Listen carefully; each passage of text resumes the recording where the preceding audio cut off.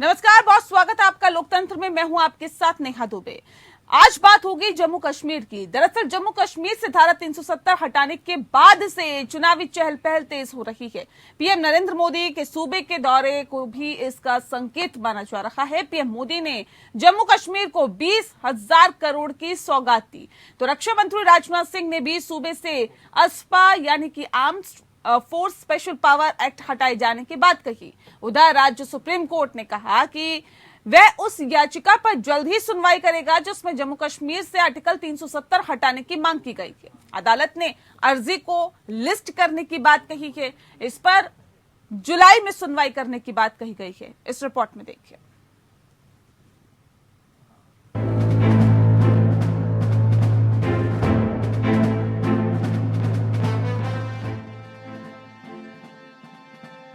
धारा 370 हटने के लगभग 3 साल बाद पीएम मोदी ने जम्मू कश्मीर की यात्रा की।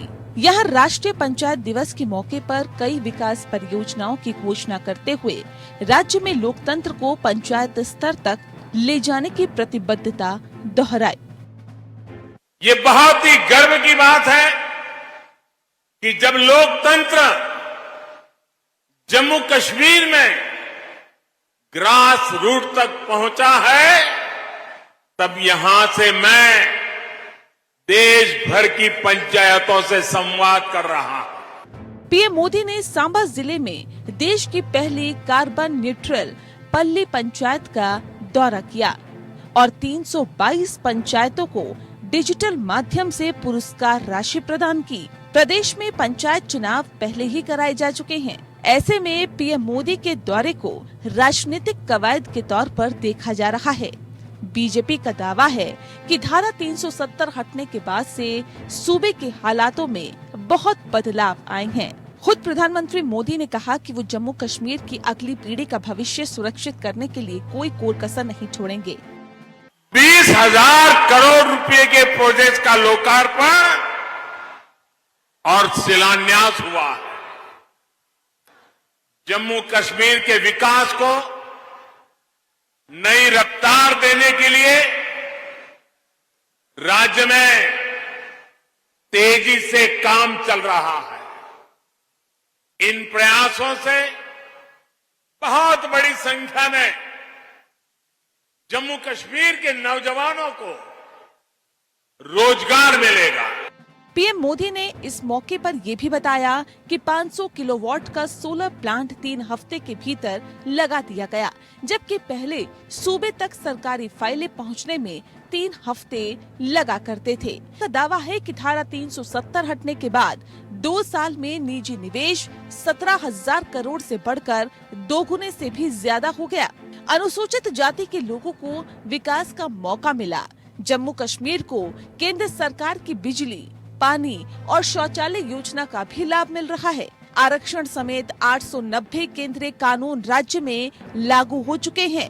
ऐसे में बीजेपी ने चुनाव से पहले जमीन पर काम करना शुरू कर दिया है। राज्य में परिसीमन का काम तेजी से चल रहा है। परिसीमन के बाद घाटे की 7 सीटों के जम्मू में जाने के आसार है, जिससे विधानसभा में कश्मीर घाटे का दबदबा कम होने की संभावना जताई जा रही है। वहीं परिसीमन पूरा होते ही जम्मू कश्मीर में चुनाव कराया जाना तय है। केंद्रीय गृह मंत्री अमित शाह 5 अगस्त 2019 को धारा 370 हटाने का संकल्प संसद में लेकर आए थे और दावा किया था कि इससे प्रदेश में आतंकवाद खत्म होगा। हालांकि पिछले 3 सालों में करीब 87 नागरिकों और सेना के 99 जवानों की जान चली गई है। लेकिन राज्य में चुनाव कराने के लिहाज से arm force special power act को हटाने की बात रक्षा मंत्री राजनाथ सिंह ने उठाई है। जम्मू कश्मीर की हमारी आर्मी, हमारे तीनों सर्विसेज के लोग चाहते हैं कि जल्दी से जल्दी वहां पर arm forces special power act को समाप्त हो, ऐसे हालात पैदा हो। यदि arm forces special power act लगाना पड़ा है, लगा हुआ है, तो परिस्थितियां उसके लिए जिम्मेदार हैं। सेना के लोग उसके लिए जिम्मेदार नहीं है। देशवासियों को इस हकीकत को हमको समझना चाहिए। धारा 370 हटाने के बाद चुनावी माहौल तैयार करने के लिए पीएम मोदी ने अपने सबसे भरोसेमंद नेता मनोज सिन्हा को राज्य के उपराज्यपाल की जिम्मेदारी सौंपी थी। अब मनोज सिन्हा भी कह रहे हैं कि जम्मू कश्मीर स्वर्णिम युग की ओर आगे बढ़ रहा है। 7 दशकों का फासला महज 30-32 महीनों में कम करने का जो काम हुआ है, निश्चित रूप से वो प्रधानमंत्री जी का मार्गदर्शन ही रहा है। जम्मू कश्मीर आज एक नए युग की दहलीज पर खड़ा है और उसके पीछे आदरणीय प्रधानमंत्री जी की राष्ट्र के मुकुटमणि को नई ऊंचाइयों पर ले जाने की तपस्या एवं प्रतिबद्धता है। हालांकि जम्मू कश्मीर में अब भी बाहरी लोग जमीन खरीदने की हिम्मत नहीं जुटा पा रहे हैं।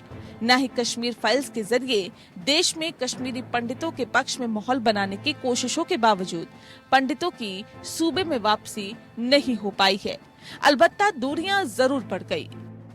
जब कश्मीरी पंडित यहाँ से निकल गए उस वक्त फारूक अब्दुल्ला वजीर आला नहीं था, तो ना ये सच्चाई के साथ इस तरह खिलवाड़ करना ये अच्छी बात नहीं है। माहौल ऐसा बनना चाहिए कि ये वापस आए, लेकिन मुझे नहीं लगता है कि वो जो लोग ये पिक्चर बना रहे हैं वो इन लोगों की वापसी चाहते हैं। शायद इस पिक्चर से वो चाहते हैं कि ये लोग हमेशा के लिए बाहर रहें। दरअसल पीडीपी की नेता महबूबा मुफ्ती की कांग्रेस अध्यक्ष सोनिया गांधी से मुलाकात को भी जम्मू कश्मीर चुनाव से जोड़कर देखा जा रहा है।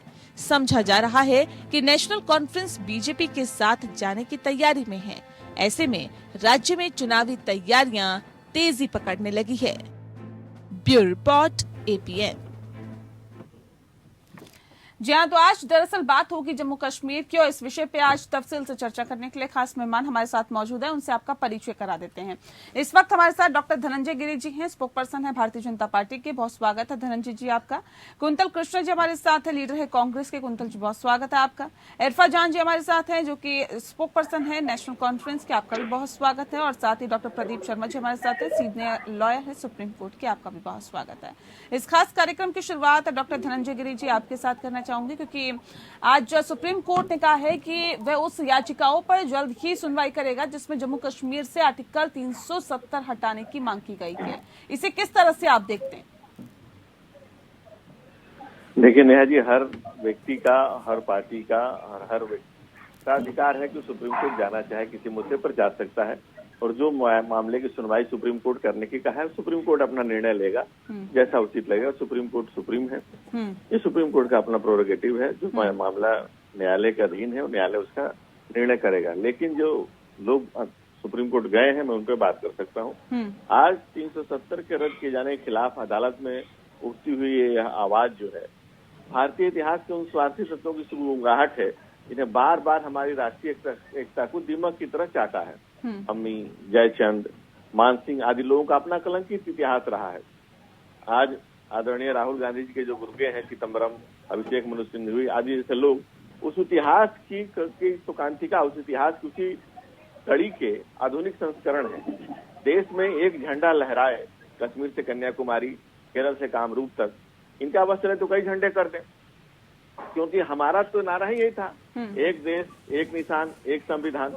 लेकिन चूंकि कांग्रेस के कुत्सित प्रयासों ने धारा 370 लगा करके देश के विखंडन की प्रक्रिया में योगदान दिया था, ये वही आवाज है, ये वही लोग हैं जो भारत तेरे टुकड़े होंगे इंशाअल्लाह इंशाअल्लाह के साथ खड़े होकर मुस्कुराते हैं। कश्मीर का वजूद किन नीतियों के तहत हुआ? नेहरू जी की कारगुजारियों की तो थी। नहीं तो 370 आपने हटा दिया, उसके बाद क्या हालात बदले हैं क्या धनंजय जी?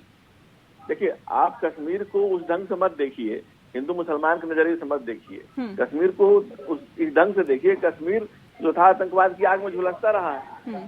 कश्मीर की कश्मीरियत खत्म हो गई। कश्मीर से आप, मैं ये नहीं कह रहा हूँ कश्मीर फाइल्स देखिए, लेकिन कश्मीर में जब से भारत राष्ट्रवाद की प्रखर लौ वहां से जली है, राष्ट्रवाद वहां पर बढ़ा है, जब से कश्मीर में अमन चैन की बहाली की जा रही है, प्रधानमंत्री वहां जा रहे हैं। कश्मीर भारत का मुकुटमणि है। प्रधानमंत्री जी की यात्रा और प्रधानमंत्री जी ने जो भी पैकेज दिए हैं कश्मीर को, नहीं तो आतंकवादी घटनाएं कम हो गई क्या? विकास हो रहा है क्या? देखिए, मैं आतंकवादी घटनाओं पर नहीं जा रहा हूँ। देखिए, ये अंतिम प्रयास है, ये आतंकियों का जो के तरफ से किया जा रहा अंतिम प्रयास है, जो उनकी अंतिम कोशिश है, जो दिया बुझ रहा है। ऐसे भी लोग थे नेहा जी जो कहते थे कि एक आदमी झंडा उठा लो ना, नहीं मिलेगा। और वही डल झील पे जब झंडा दिवस मनाया गया तो भारत के झंडे ही झंडे दिख रहे थे। ठीक है, कुंतल कृष्ण जी, क्या वाकई लोकतांत्रिक व्यवस्था में सुधार हुआ है क्या? क्या वहां पे डेवलपमेंट हुआ है क्या? क्या आतंकवादी घटनाओं में कमी आई है क्या? क्या आपको लगता है कि जम्मू कश्मीर अब शांति की तरफ आगे बढ़ रहा है? देखिए, जम्मू कश्मीर का इस्तेमाल आरएसएस और आरएसएस के पिट्ठू भाजपा, राजनीतिक पिट्ठू भाजपा सिर्फ और सिर्फ इस देश में वोटों के ध्रुवीकरण के लिए कर रही है। धारा 370 हटाते समय बड़े बड़े वायदे किए गए थे। हालात ये है कि आपकी रिपोर्ट ही कहती है कि 3 साल में 200 लोग मारे गए हैं। आपकी रिपोर्ट ये कहती है, ये सरकारी आंकड़े हैं। असलियत तो इससे भी भीतर कुछ बहुत ज्यादा है। एक कश्मीरी पंडित वापस विस्थापित नहीं है। एक कश्मीरी पंडित, एक भी इंडस्ट्री वहां नहीं लगी। डल लेक आज भी सूनी है। जम्मू कश्मीर को भारतीय जनता पार्टी आरएसएस के कहे पे सिर्फ और सिर्फ वोटों के ध्रुवीकरण के लिए इस्तेमाल कर रही है और इस इस्तेमाल के खिलाफ हम हैं। जम्मू कश्मीर भारतीय का एक अभिन्न अंग है। एक निशान, एक संविधान, इस तरह के नारे देने वाले लोगों को न मरता हुआ किसान नजर आ रहा है और न ही बेरोजगारी से तपिश में जलता हुआ नौजवान। नहीं, लेकिन आतंकवादी घटनाओं में तो कमी आई है, इस बात को तो आप मानेंगे ना?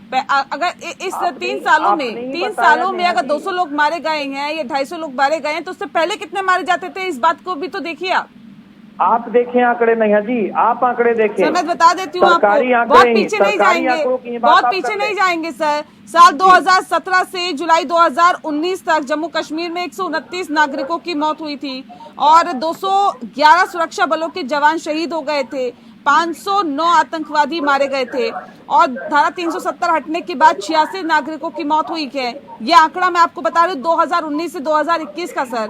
66 नागरिकों की मौत हुई है, जिसमें 49% की कमी देखी जा रही है। 131 जवान शहीद हुए हैं और इसी के साथ आपको बता दो, सुरक्षा बलों की अगर हम बात करें तो 131 जवान जो है वो शहीद हुए हैं। ये 62% की कमी है इसके अंदर। तो ये आंकड़े बताते हैं सर। नेहा जी एक आपने सरकारी आंकड़ों की गवाही दे दी। अब जरा कुछ और संस्थाओं के आंकड़ों पे भी आप चली जाए। एमनेस्टी इंटरनेशनल जैसी संस्थाओं की भी बात कर ले। सरकार ने 370 हटाते समय पूरे जोर शोर से ढोल नगाड़ों के साथ 370 हटाया था, ये कह के कि आज से जम्मू कश्मीर में कोई आतंकवादी गतिविधि नहीं होगी, कोई भी हत्या नहीं होगी। उसके बाद भी जब आतंकवादी गतिविधियां नहीं रुकी और हत्याएं नहीं रुकी, तो सरकार उससे लीपापोती करने के लिए ऐसे सरकारी आंकड़े निकाल रही है। मैं आपकी बात ही मान लेता हूँ, मैं सरकार की बात ही मान लेता हूँ, परंतु सरकार ने तो दावा किया था कि धारा 370 हटा और अमन चैन बहाल, धारा 370 हटा और कश्मीरी पंडित वापस, धारा 370 हटा और वहाँ पे इंडस्ट्रियलिस्टों की बाढ़। कहाँ है वो चीज? कहाँ है वो चीजें? मुझे बता दे सरकार। एक नागरिक की या एक सुरक्षा बल की भी मौत। ठीक है डॉक्टर धनंजय गिरी जी, मैं इरफा में आती हूँ आपके पास, लेकिन उससे पहले एक रिएक्शन ले लेती हूँ। धनंजय जी, अब सवाल इस बात को लेकर है, जो दावे और वायदे किए गए थे वो धरातल पर दिखाई दे रहे हैं क्या? धारा 370 हटने के बाद सब कुछ बेहतर हो जाएगा, हुआ क्या?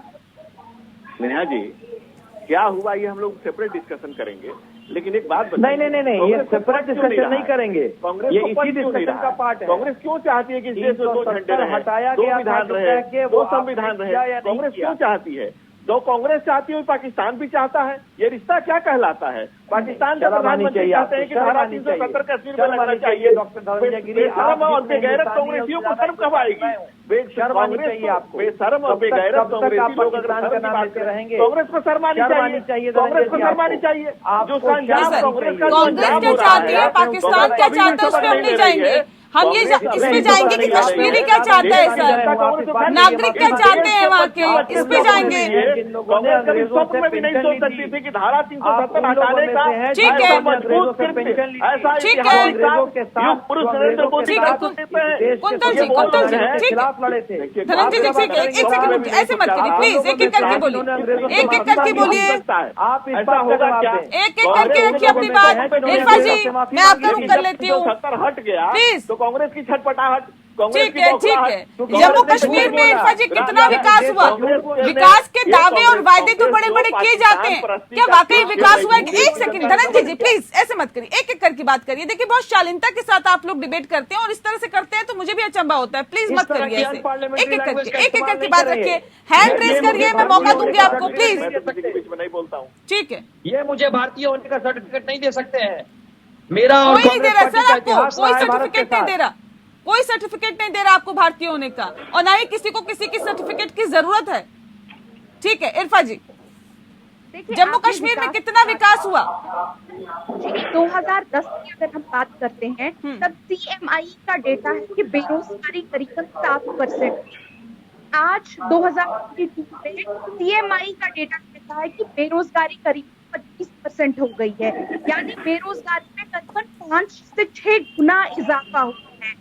आप खुद समझिए, जहां बेरोजगारी में 5 से 6 गुना इजाफा होगा वहां विकास हो रहा है या वहां विनाश हो रहा है।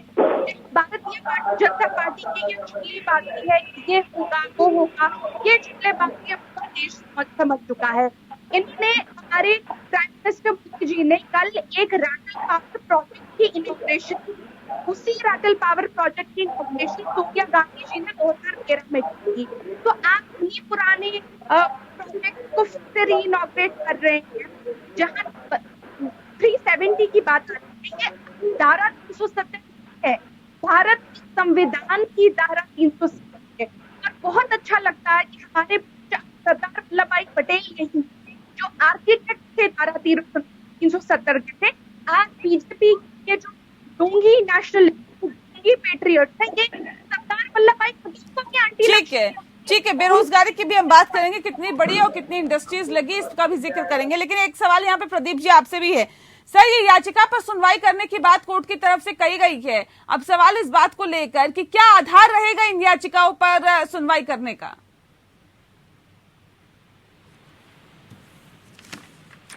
तो हम जुलाई आफ्टर वेकेशन रखी है चीफ जस्टिस साहब ने। उसके 2-3 कारण थे। एक कारण ये था उसमें कि जो काफी सारे जो इस याचिका के जो काफी सारे जजेस थे, 5 जजेस की बेंच थी जो उसको सुन रही थी। जस्टिस रेड्डी उसमें से रिटायर हो गए हैं, ऐसे ही नियर फ्यूचर में 1-2 लोग रिटायर हो जाएंगे, तो उनका एक तो रीऑर्गेनाइजेशन ऑफ बेंच होगा ये। उसके बाद नई एक बेंच बनेगी और वो इसको सुनेगी। याचिकाकर्ताओं का जो कहना है, उनका ये कहना है कि जो ये 370 को स्क्रैप किया है इन्होंने, गवर्नमेंट ने, ये अनकॉन्स्टिट्यूशनल है। अनकॉन्स्टिट्यूशनल है क्योंकि जेके की स्पेशल पावर्स को विड्रॉ कर लिया गया है और यूटी स्टेटस दे दिया गया है 2 जेके के उसको। अब मेरा अपना मानना ये है इसमें, मैं मतलब सुप्रीम कोर्ट सुप्रीम है, जो भी कहेंगे आप पे हम पे सब पे मान्य है वो उनका, लेकिन मेरा अपना पर्सनल अगर ओपिनियन पूछा जाए, मैं एक बात ये भी क्लियर कर दूं, आप जानते हैं मैं कभी भी किसी पॉलिटिकल पार्टी से मेरा एफिलिएशन नहीं। ठीक है सर, मुद्दे पे आइए जल्दी से। हाँ, ठीक है। क्योंकि अब बात लॉ की हो रही है, तो 370 के साथ साथ 2-3 बातें मैं कहना चाहूंगा। एक कि हम सब इस बात पे तो मानना चाहिए कि एक देश में एक ही संविधान होना चाहिए। दूसरी बात, जो धारा 2 और है इसके अंदर, एक है आर्टिकल 356 कॉन्स्टिट्यूशन ऑफ इंडिया और दूसरा है 360 कॉन्स्टिट्यूशन ऑफ इंडिया। 356 जो कॉन्स्टिट्यूशन ऑफ इंडिया है वो ये कहता है कि अगर कोई गवर्नमेंट, स्टेट गवर्नमेंट की मैं बात कर रहा हूँ, अगर कोई स्टेट गवर्नमेंट अपनी ड्यूटीज को, कर्तव्य को, कॉन्स्टिट्यूशनल जो उसकी ऑब्लिगेशंस हैं आम जनता के लिए, अगर उसको वो ठीक तरह से अगर नहीं निभा पा रही है, तो direct control central government, union of India उसका ले सकता है। ये 356 आर्टिकल। नंबर 2। दूसरा है 360 जो है वो उसका है, वो है उसमें ये है कि प्रेसिडेंट के पास ये पावर है, जिसे कि हम फाइनेंशियल इमरजेंसी बोलते हैं। फाइनेंशियल इमरजेंसी का मतलब ये है कि अगर किसी भी राज्य का या यूनियन ऑफ इंडिया का भी अगर फाइनेंशियल एक बैंक्रप्सी आ गई और वो बिल्कुल फाइनेंशियल एक क्राइसिस आ गया, तो वो फाइनेंशियल इमरजेंसी डिक्लेयर कर सकते हैं 370 के अंदर। ठीक है प्रदीप जी, ठीक है। दोनों ही इरफा जी जल्दी से अपनी बात रखिए, आप बहुत देर से कुछ कहना चाह रही थी। सवाल था कि जो उनकी किस बिना पे वो ये सवाल करेंगे, मैं वही कहना चाहती हूँ, क्योंकि हम लोग भी हमारी भी याचिका दायर हो चुकी है। पहली चीज, जब हम लोगों ने जब ये आर्टिकल तोड़ा गया तब जम्मू और कश्मीर के लोगों को रिप्रेजेंट किया हमारे गवर्नर ने, जिसे हमने इलेक्ट नहीं किया था। और जब लॉ लाया गया तब कहा गया कि जो एक अनइलेक्टेड गवर्नर है ये रिप्रेजेंट करेगा वहां के, ये हम लोगों के लिए अनएक्सेप्टेबल है, क्योंकि एक अनइलेक्टेड गवर्नर जो होता है वो कहीं की एक डेमोक्रेसी में जनता को नहीं कर सकता है। वो पहली बात। दूसरी बात, जब हमारी स्टेट असेंबली को तोड़ा गया वो अनकॉन्स्टिट्यूशनली तोड़ा गया। क्लियरली हमारे चीफ मिनिस्टर से नहीं तो, लेकिन बीजेपी तो ये कह रही है कि देखिए हमने संवैधानिक तरीके से 370 को हटाया है। वो तो कुछ भी, धनंजय जी ये कह रहे हैं असंवैधानिक तरीके से आपने 370 को हटाया, और उसके बाद कहाँ विकास हुआ, कहाँ बेरोजगारी हटी, कहाँ पे डेवलपमेंट दिखाई देता, आतंकवादी घटनाओं को कहाँ रोक दिया गया। धनंजय जी देखिए नेहा जी, धारा 370 इस देश की शोकांतिका थी, भारत माता के मुकुटमणि का कलंक था, जिसे भारत में कोई छूने को तैयार नहीं था।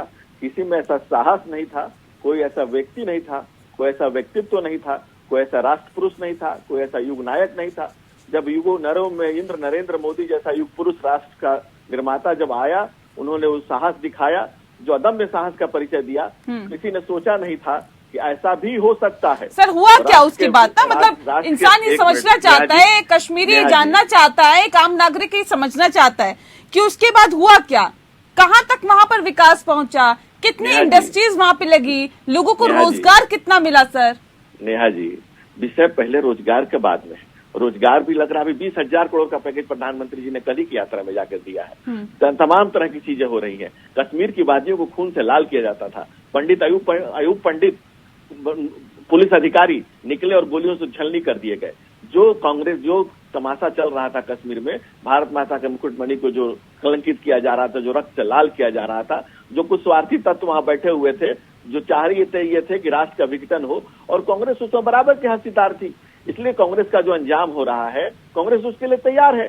कांग्रेस जमींदोज होती जा रही है, मिटती जा रही है, और कांग्रेस खुल के कह देना कि वो 370 को रजिस्ट्रिंग कराना चाहती है। हालांकि मणिशंकर अय्यर जाके पाकिस्तान में इसकी मांग कर चुके हैं कि अगर आप लोग सहयोग करें तो हम मोदी को हटा सकते हैं। पाकिस्तान से सपोर्ट मांगते हैं। और दिग्विजय सिंह जी ने कहा था कि हम लोग सोच सकते हैं रजिस्ट्रिंग करने पर, और आज चिदम्बरम कोर्ट में खड़े हो गए। कांग्रेस का ये जो राष्ट्रद्रोही चेहरा है, वो जो देश के सामने जब आ रहा है, तो देश की जनता कांग्रेस को खारिज करते जा रही है। इसलिए भारत के सबसे बड़े भूभाग पे जो कांग्रेस का शासन था, वो सबसे सिमटते सिमटते सिकुड़ती जा रही है। और धीरे धीरे कांग्रेस सिकुड़ रही है या नहीं सिकुड़ रही है, ये एक अलग इशू है सर। लेकिन कश्मीर में कितना विकास हुआ, कितना डेवलपमेंट हुआ, ये एक अलग इशू है जिसपे आज हम बात कर रहे हैं। कुंतल जी कुछ कहना चाह रहे हैं, उनका सुन लेते हैं, फिर मैं इरफा आपको मौका देती हूँ। 1 सेकंड रुक जाइए।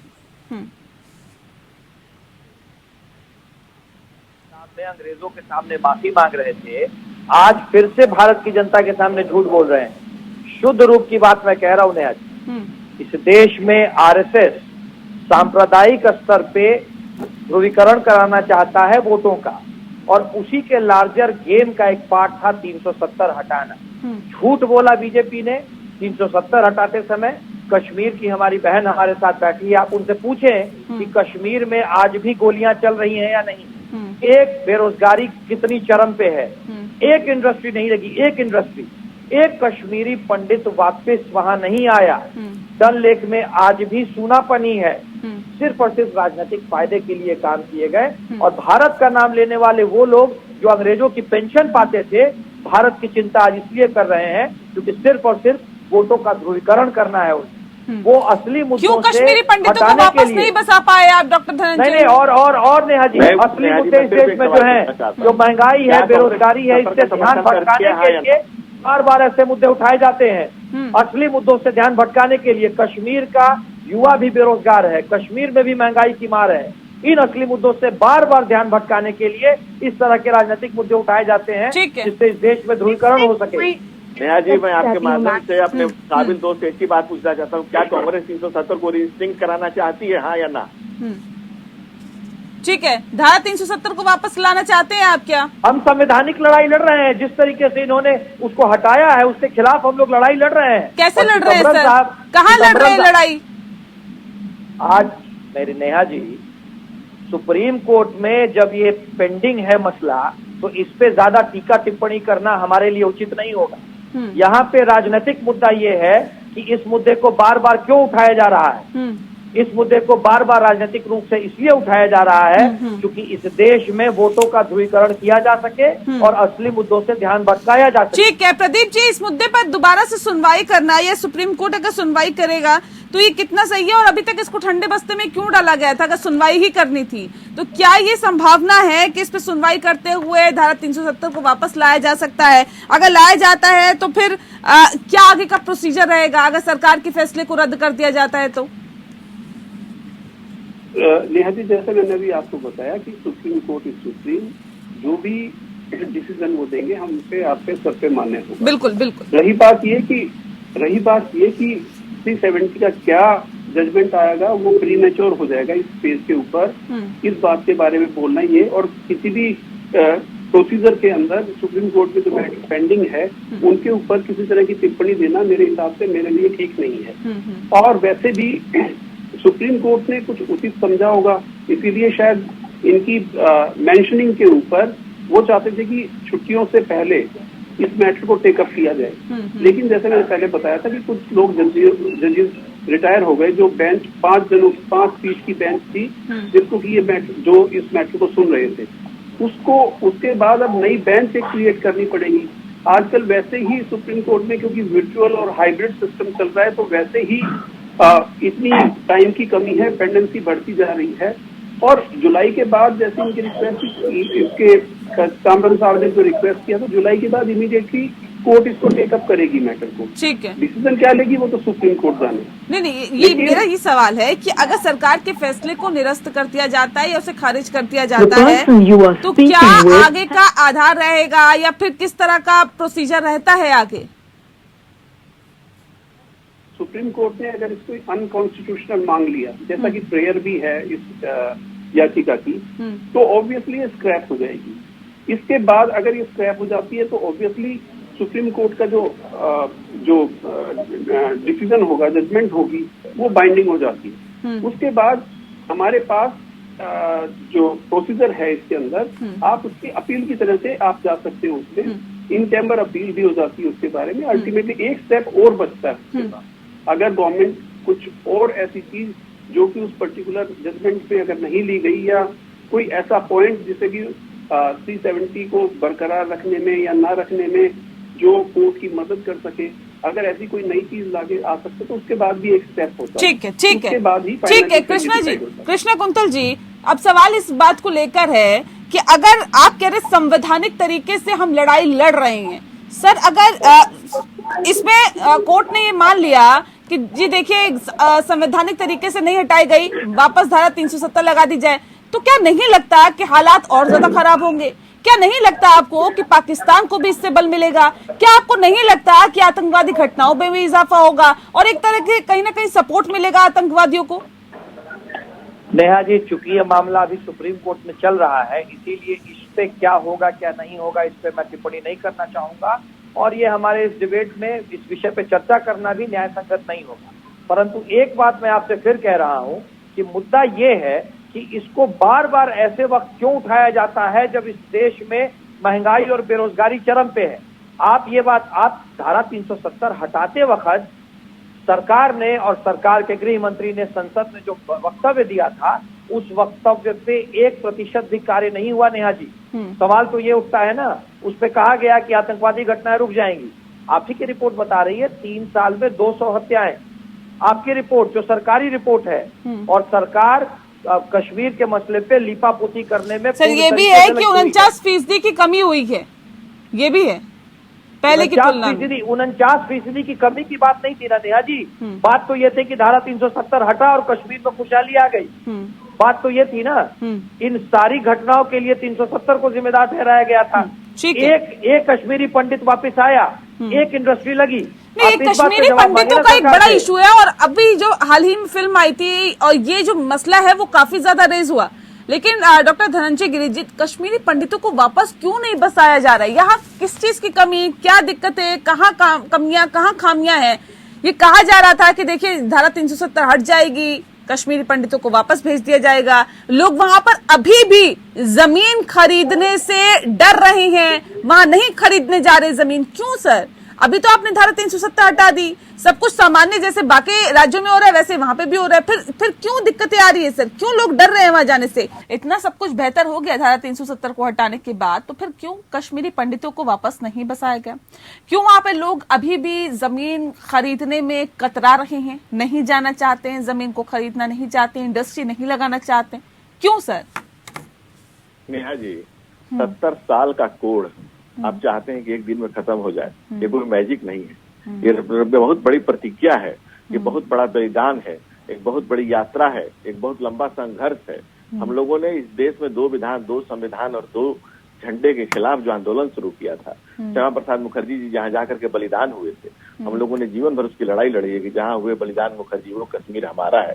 उस कश्मीर पर लोग कहते थे कि अगर भारत का झंडा उठाने वाला कोई नहीं मिला, उस कश्मीर में आज भारत के झंडे लहरा रहे हैं। और आपकी लड़ाई सिर्फ उधर से नहीं है, आपके भीतर भी नियामक तत्व है, उसके दुश्मन आपके घर के भीतर भी बैठे हुए हैं। जब इस देश की इतनी बड़ी राजनीतिक पार्टी, और पहले दबे शब्दों में कहती थी, अब खुले शब्दों में कह रही है।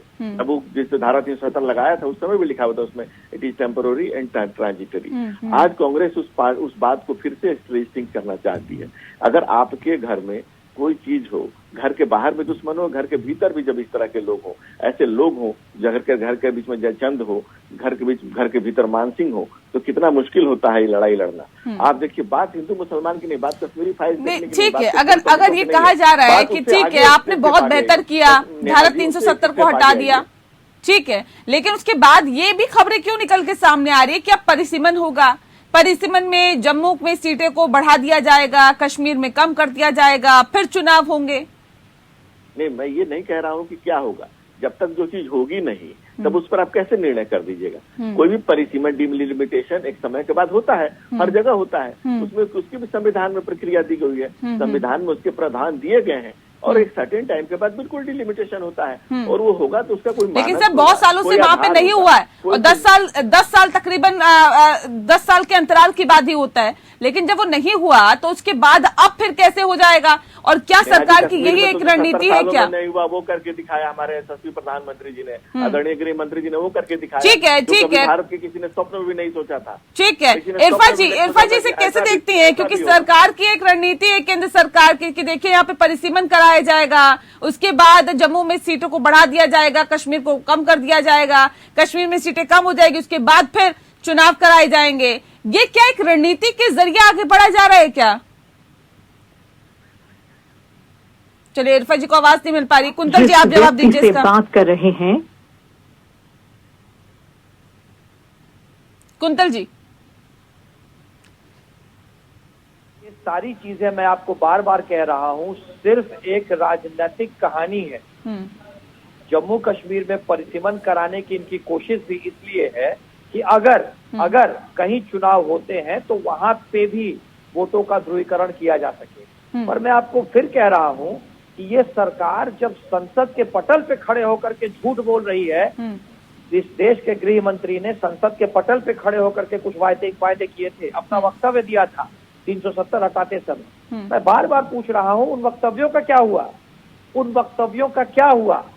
जम्मू कश्मीर में बेरोजगारी दर हद से ज्यादा बढ़ गई है, जम्मू कश्मीर में हत्याएं आज भी हो रही हैं, जम्मू कश्मीर में कोई बढ़ गई सर, उससे पहले बेरोजगारी दर नहीं थी क्या?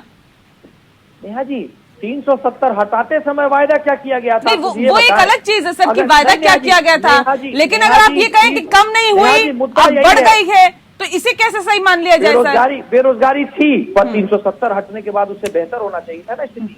370 हटने के बाद ये आप कह सकते हैं बेहतर होना चाहिए था, और ज्यादा हो गई है। बेहतरी के लिए किया गया था ना। इस देश के यशस्वी और पता नहीं क्या क्या प्रधानमंत्री और गृह मंत्री ने क्या वायदा किया था कि फिर से हम कश्मीर को स्वर्ग बना देंगे। कश्मीर आग में जल रहा है। इनकी राजनीतिक रोटी सेकने के लिए कश्मीर को इन्होंने सिर्फ और सिर्फ एक राजनीतिक प्रयोगशाला बना दी है। इस बात का विरोध हम कर रहे हैं। ठीक है धनंजय जी, अगर धारा 370 हटाई गई तो फिर क्या हुआ? वहां तो रोजगार अभी भी नहीं मिला, कह रहे हैं इंडस्ट्रीज नहीं लग रही। ये कहा गया था कि देखिए पैकेज दे रहे हैं हम कश्मीर में से जब धारा 370 हटाएंगे तो वहां पे इंडस्ट्रीज लगेगी। सर अभी तक देखिए एक लंबा वक्त तो हुआ है, मैं ये नहीं कहूंगी कि बहुत ज्यादा वक्त हो गया है, लेकिन कुछ साल निकल गए हैं। और क्या लगता है आपको कि और कितना वक्त लगेगा वहां पे इंडस्ट्रीज लगने में, कितना वक्त लगेगा वहां पे डेवलपमेंट होने में? और क्या लगता नहीं है कि उम्मीदें बहुत ज्यादा है अब कश्मीर के आवाम को आप लोगों से? देखिए ऐसा है नेहा जी की अगर उम्मीद है तो बहुत अच्छी बात है, क्योंकि सबल समर्थ और नेतृत्व से ही किसी को उम्मीद हो सकती है, और कांग्रेस से तो कोई उम्मीद कर नहीं सकता है। राष्ट्रवाद की प्रखर लौ जो जल रही है उसमें कांग्रेस फतिंगे की तरह जल रही है और जलते जलते समाप्त हो जाएगी, और जो गैर राष्ट्रवादी राष्ट्र के विघटनकारी तत्व वो भी समाप्त हो जाएंगे। मामला 370 पर आप बहस कर रही हैं। राष्ट्रवाद सबसे इंपॉर्टेंट है, और राष्ट्रवाद की प्रखर लौ हिंदू हो मुसलमान हो सबके अंदर जलना चाहिए। स्वामी रामतीर्थ का एक संस्मरण है, वो जापान गए, जापान में एक बच्चे से उन्होंने कहा कि तुम तो बौद्ध धर्म को मानते हो, और अगर बौद्ध धर्म के बौद्ध का जहां से देश है जहां से मैं आता हूं, अगर तुम्हारे ऊपर हमला कर दे तो उसने कहा कि फिर मैं अपने आराध्य की हत्या कर दूंगा, मैं गला दबा दूंगा। तो इसलिए राष्ट्रवाद, इस बार राष्ट्रवाद की प्रखर लो हिंदू मुसलमान सबके अंदर जलनी चाहिए, और राष्ट्रवाद का प्रतीक है धारा 370 जो भारत के भूभाग से कश्मीर को एक स्पेशल स्टेटस जैसा था वो मिल गया, समरस हो गया, और ये सबसे इंपॉर्टेंट काम हुआ है, सबसे बड़ा काम हुआ है। अब कांग्रेस को पच नहीं रहा है। कांग्रेस की दिक्कत ये है कि कांग्रेस ने जो इस देश को बांट करके जाति धर्म वर्ग मजहब पंथ संप्रदाय में बांट करके, और जब कांग्रेस के प्रधानमंत्री मनमोहन सिंह कहते थे कि देश के संसाधनों पर पहला हक मुसलमानों का है, तो विभाजन की राजनीति करते थे, विघटन की राजनीति करते थे। कांग्रेस विभाजन की, विघटन की, तुष्टीकरण की, तमाम तरह की राजनीति करते, और कुछ लोग धर्म के आधार पर क्षुद्र स्वार्थों की बलिवेदी पर राष्ट्र को बलिदान कर देना चाहते हैं। लेकिन हमारे प्रधानमंत्री, सचिव प्रधानमंत्री युग पुरुष आदरणीय नरेंद्र मोदी का नारा क्या है? सबका साथ, सबका विकास और सबका विश्वास। और इसी नारे के तहत देखिए आप, कल प्रधानमंत्री जम्मू कश्मीर में थे, कल परसों उन्होंने 20,000 करोड़ के पैकेज का घोषणा किए। 20,000 करोड़ के कभी कोई सोच भी नहीं सकता। नहीं तो लोग सर ये कहते हैं कि पैकेज की घोषणा तो हो जाती है, लेकिन वो पैकेज कहाँ जाता है, क्योंकि इसका फायदा धरातल पर तो दिखाई नहीं देता है। वो पैकेज कहाँ जाता है सर, ये नहीं पता चलता। कांग्रेस का राज नहीं है नेहा जी कि पैकेज कहाँ जाएगा। ये पैकेज जमीन पर जाएगा, विकास करेगा, विकास की लौ जलेगी, विकास की गंगा बहेगी। ठीक है, कृष्णा जी कह रहे हैं कि आप लोगों का बीज बोया हुआ था जो अभी तक लोग भुगत रहे थे। हमने तो एक बेहतरी की तरफ कदम उठाया, अब थोड़ा पेशेंस रखिए, धैर्य रखिए, देखिए आने वाला वक्त अच्छा होगा। उसी धैर्य की बात कर रहे हैं जिस धैर्य को रखने के लिए प्रधानमंत्री पिछले पता नहीं पहले 100 दिन मांगे, फिर इन्होंने 1000 दिन मांगे, 15 लाख रुपए सबके इसमें आने वाले थे, 2 करोड़ रोजगार निकलने वाला था, उसी धैर्य की बात कर रहे हैं। दूसरी बात, बिहार जिस राज्य से मैं आता हूँ, माननीय प्रधानमंत्री ने 1.5 लाख करोड़ के पैकेज की घोषणा कर दी थी। इस घोषणा को 4 साल हो गए हैं, मुझे तो 1.5 रुपए का काम आज तक होते नजर नहीं आया। और भैया मैं नहीं कह रहा हूँ, बिहार की सरकार ने बारंबार इस बात को उठाया। जनता को तो नजर आ रहा है प्रधानमंत्री नहीं नेहा जी सर 2014 में तो चलिए जितवा दिया था, 2019 में भी जितवा दिया। चुनावी जीत इस बात की द्योतक नहीं है कि आप अच्छा काम कर रहे हैं या अपने वायदों पे खड़े उतर रहे हैं। इस देश में एक माहौल बनाया जा रहा है वोटों के ध्रुवीकरण के लिए, जो इस देश को तबाह करने पे तुला हुआ है। यहाँ डेमोक्रेसी से डिक्टेटरशिप की तरफ की बात हो रही है, और सबसे दुखद बात तो ये है कि देश का प्रधानमंत्री जनता के सामने खड़ा होकर झूठ बोल देता है। नहीं सर, उसे चुनावी जुमला करार दिया जाता है। जैसे पंचायत चुनाव की भी मैं बात कर रही हूँ, वहां पर बीजेपी के हाथ में सबसे ज्यादा सीटें आई थी। आप कह रहे हैं जबरदस्ती हटा दिया, असंवैधानिक तरीके से हटा दिया। हम तो जिसके लिए लड़ाई करेंगे, हम तो इसकी आवाज बुलंद करेंगे, वहाँ जनता का जो है वो भला नहीं हो रहा। सुन लीजिए, एक सेकंड। पंचायत चुनाव हुआ, पीडीपी को 27 सीटें मिली, बीजेपी को 75 सीटें मिली, नेशनल कॉन्फ्रेंस को 67 सीटें मिली, कांग्रेस तो 26 में सिमट गई, निर्दलीय जबकि 50 ले गए। लेकिन भारतीय जनता पार्टी सबसे बड़ी पार्टी बन के सामने आई पंचायत चुनाव में, जहां पर 370 को हटाने के बाद पहली बार चुनाव हुआ और लोग बढ़ चढ़कर हिस्सा लेने के लिए पहुंचे। अब सवाल इस बात को लेकर है कि सर कांग्रेस को पसंद नहीं इसलिए धारा 370 पे बवाल किया जाए क्या? जनता तो पसंद कर रही है। नहीं नेहा जी, बात यहाँ कांग्रेस की नहीं है, बात यहाँ संविधान की है। और सपनों के सौदागर ने एक सपना बेचा था, जिसके धोखे में आकर के जम्मू कश्मीर के पंचायत के चुनावों में लोगों ने वोट किया था। लोगों ने वोट किया था जम्मू कश्मीर में शांति बहाली के लिए। लोगों ने वोट किया था जम्मू कश्मीर में फिर से औद्योगिक यूनिट के लगने के लिए। लोगों ने वोट किया था मतलब जम्मू कांग्रेस कश्मीर से उम्मीद नहीं करती जनता, लाशें नहीं गिरने के लिए। पर ये सब लाशें आज भी गिर रही हैं। जम्मू कश्मीर में एक व्यक्ति वापस नहीं आया। कांग्रेस से जनता उम्मीद नहीं करती है।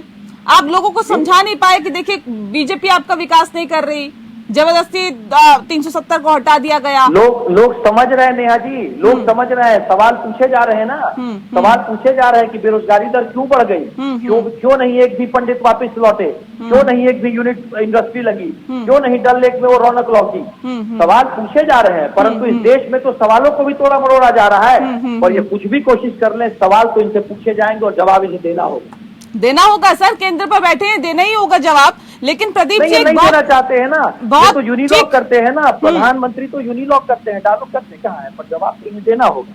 ठीक है, जवाब तो इन्हें देना होगा। ठीक है प्रदीप जी, एक बहुत महत्वपूर्ण सवाल है, क्योंकि ये कहा जा रहा है कि हट सकता है ASPA, और क्या ये बहुत महत्वपूर्ण है?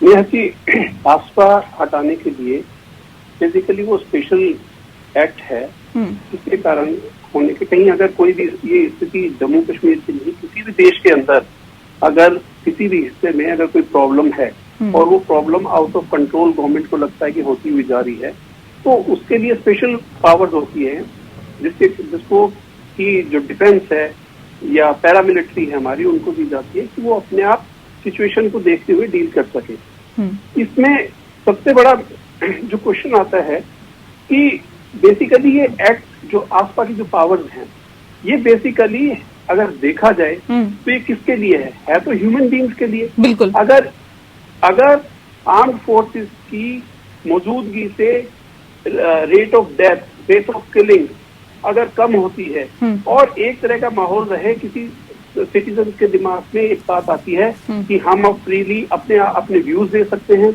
हम फ्रीली कोई काम कर सकते हैं जो कॉन्स्टिट्यूशनल हो, तो इसमें कोई बुराई नहीं है। अगर सिचुएशन अंडर कंट्रोल होती है तो एक प्रस्ताव पारित किया जाता है पार्लियामेंट के अंदर।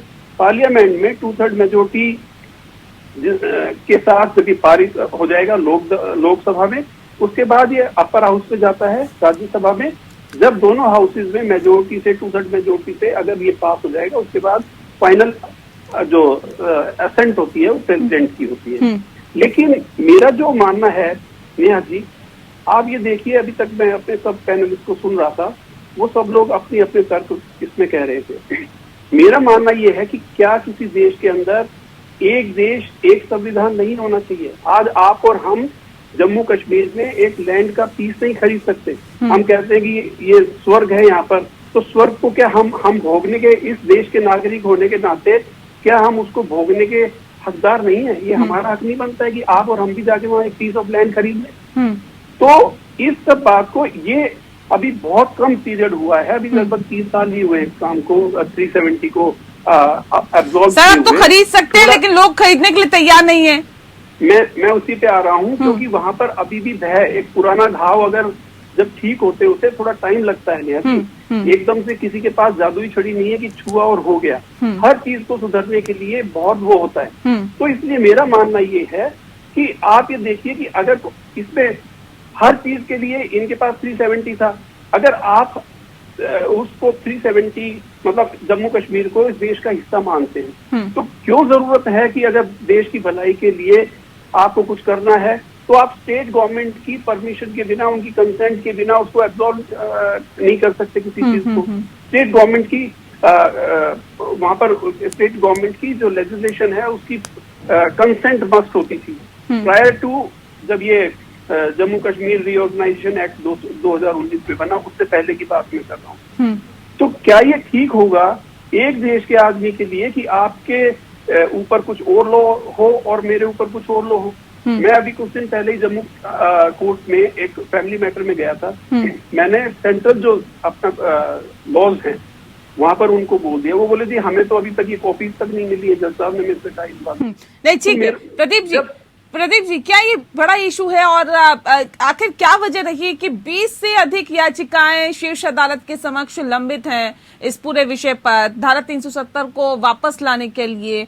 और ये क्या इसे एक दुर्भाग्य कहेंगे कि देखिए, जब एक बेहतरी की तरफ सरकार ने कदम उठाया या इसको संवैधानिक तरीके से हटाया, उसके बावजूद भी वापस लगवाने के लिए कई याचिकाएं दाखिल कर दी गई है, कोर्ट को मजबूरन इस पर सुनवाई करने के लिए तैयार होना पड़ा। तो ये क्या बताता है सर? नेहा जी, सबसे पहले ये हमारा राइट है, कॉन्स्टिट्यूशनल राइट है कि कोई भी आदमी किसी भी, हमने भी आपने देखा होगा कि कोविड के टाइम में कितनी सारी पीआईएस डाली, तो वो मेरा कॉन्स्टिट्यूशनल राइट है। मैं कहीं भी जाकर सुप्रीम के सामने कोई याचिका डाल सकता हूँ। वो डिसीजन तो बाद में आएगा कि वो सही थी या गलत था, लेकिन ये तो आपका राइट है ना कि आप जाकर अपने आप कोर्ट में जाकर अपनी बात को कह सकते हैं। इसमें पॉलिटिकल गेम्स हो सकते हैं लोगों के, मैं नहीं कह सकता उस बारे में, लेकिन मेरा अपना मानना, फिर मैं कहूंगा कि एक नेशन में एक कॉन्स्टिट्यूशन होना चाहिए। 370 जब तक एब्जॉर्ब नहीं हुई थी, उससे पहले वहां पर लिमिटेड कॉन्स्टिट्यूशनल ऑब्लिगेशन थी गवर्नमेंट ऑफ इंडिया की। आप सिर्फ डिफेंस के लिए, आप कम्युनिकेशन के लिए और आप फॉरेन अफेयर्स के लिए, बस ये 3 ऐसे क्षेत्र थे जिसके के अंदर सेंट्रल गवर्नमेंट का इंटरफेरेंस हो सकता था, वहां पर कंट्रोल था। बाकी की सारी देखिए आप। तो मेरा मानना ये है कि एक देश में एक कानून, एक कॉन्स्टिट्यूशन एप्लीकेबल क्यों नहीं हो सकता? वाकई। चलिए, इस पे अभी कोर्ट सुनवाई करेंगे और सुनवाई करने के बाद क्या कुछ निकल के सामने आता है, इस पे सभी की निगाहें हैं। बहरहाल धारा 370 को हटा दिया गया, कई साल भी बीत गए, लेकिन अब उम्मीद यही कर रहे हैं कि कश्मीर बेहतरी की तरफ आगे बढ़ेगा, लोगों को रोजगार मिलेगी, आतंकवादी घटनाएं थमेगी और साथ ही साथ विकास के जो अवसर हैं वहां पर बढ़ेंगे, यानी कि रोजगार के अवसर बढ़ेंगे, साथ ही साथ कश्मीरी पंडितों की भी वापसी होगी। इसी उम्मीद के साथ इस कार्यक्रम की समाप्ति करती हूँ। बहुत शुक्रिया आप सभी मेहमानों का हमारे साथ इस खास चर्चा में शामिल होने के लिए। लोकतंत्र में फिलहाल इतना ही। नमस्कार।